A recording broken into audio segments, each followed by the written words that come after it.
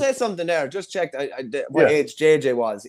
JJ's 39. I nearly would have, in a way, kind of thought he was older. But do you remember when you were, maybe 20 or something like that, and you're looking at fellas and they're hurling when you're still hurling senior or high level when they're 37 or 38, and you kind of think, sure, why wouldn't they? Why can't they stay going? Why wouldn't you stay going till your 40s?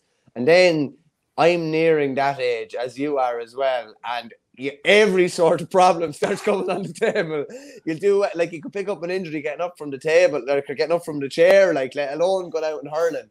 So I have to take my hat off to any man or woman who stays going as long as they possibly can, because there's so many obstacles in their way. Once you get over 32 or 33, there are so many obstacles in your way. Fair play to anybody that stays going, and any younger people that are watching that don't appreciate those older fellas that are doing the hard yards when the easier thing would be sitting on your ass at home watching Coronation Street or watching whatever. Just maybe give them a little bit more respect.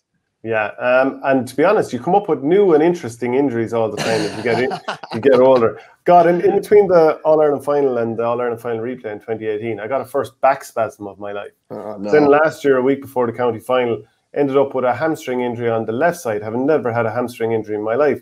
Then a couple of months ago, I ended up with an identical one on the other leg.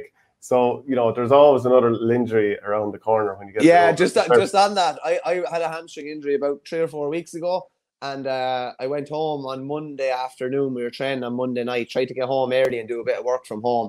And the dog goes mad every time I come home. So the dog ran down the hallway, and I kind of chased after him, and I got this little tingle across the back of my leg, and I was like, oh no.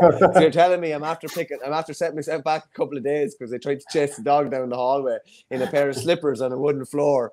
Stop. Yeah, new and interesting ways of getting injured is definitely the best way of putting it. Sure, didn't Rio Ferdinand talk about he put his feet up on the table and he fell asleep, or whatever angle he was at or whatever strain was at his knee going up on the table, he ended up with a knee injury.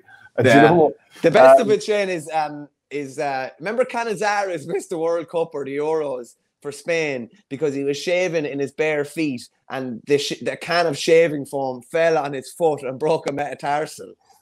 Like, I say this when anybody says to me, if my mother says, Jays, you have awful bad legs, she'd often say, or something like that. I saw him say, well, it could be worse. At least, touch wood, these sort of mad things aren't happening to me yet. Red Lad T says, we have a 55-year-old cornerback, still one of our best players. Let us know what club that is. That's class, like hurling your 50s. And actually, it's funny, Shane, you may bring that up now, actually, while we're talking about it. Kildangan have something interesting over the weekend. I'm trying to remember, was it Junior B or Junior C? But Kildangan, they tweeted at one stage that our midfield has a combined age of 88. That's unbelievable. That's fair going, and more power to the lads that are doing that. I wonder is it like a 62-year-old and a 26-year-old? The old head and the young legs. I see Mark Corcoran saying Robbie Keane did his hammer reaching for the remote. I do remember that now. Jesus. A 55-year-old hurler, stop. And Declan O'Keefe. I remember seeing Seamus Horgan, 1973 keeper for Limerick, playing club hurling for Tournafulla when he was in his mid to late 50s. So yeah, that's some stuff. Like, we'll look. Oh yeah, Seamus Quinn was playing in his 40s for Leitrim. So, and obviously Tony Brown. Yeah, Tony Brown is the one that, like, Tony Brown was still kind of running 5Ks and 10Ks on his days between training. Like, I'd be lucky if I was able to, run to the toilet if it was in an urgent need to go, let alone running 5 or 10Ks. If you enjoyed this piece of content, please follow us on YouTube by hitting the subscribe button in the bottom right-hand corner of the page, which helps the channel grow. And if you want audio podcasts, go to patreon.com/ourgame.